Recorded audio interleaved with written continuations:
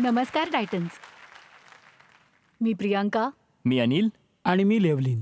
Titans, तुम्ही मला सांगू शकाल का आज सेटवर पोहोचण्याआधी सकाळपासून तुम्ही काय काय केलंत?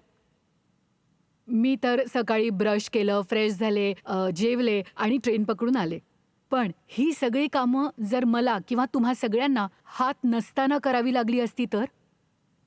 खूप जास्त अवघड आहे. पण आयुष्यातले अगदी बेसिक टास्कसुद्धा हातांशिवाय करणंही खूप मोठं आव्हान आहे.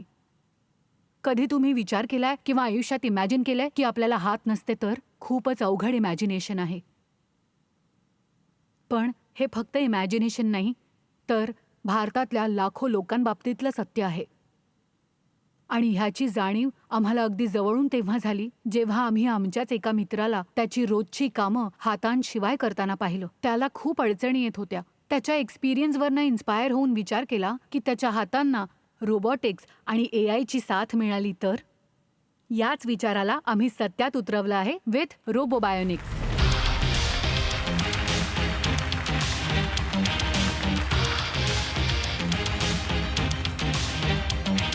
टायटन्स रोबोटिक्स आणि AI ला फ्यूज करून आम्ही बनवला ग्रिपी, एक नॅचरल बायोनिक हँड जो माणसांप्रमाणे फील पण करू शकतो आणि आपलं काम नीटनेटकं करू शकतो.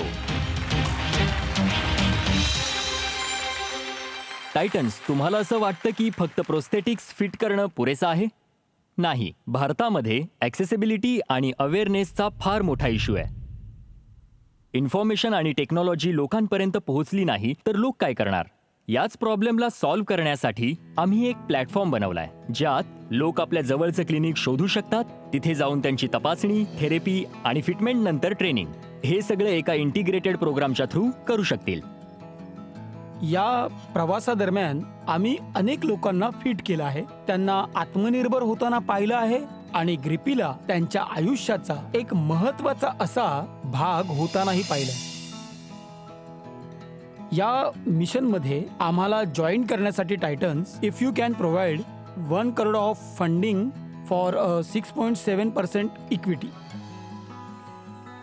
मग सांगा टायटन्स, या प्रयत्नाला जगभरात मान्यता मिळवून द्यायला तुम्ही रोबोबायोनिक्सची हात मिळवायला तयार आहात?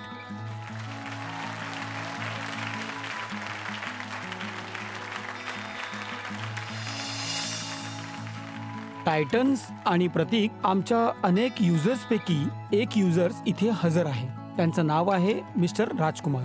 प्लीज बोलो.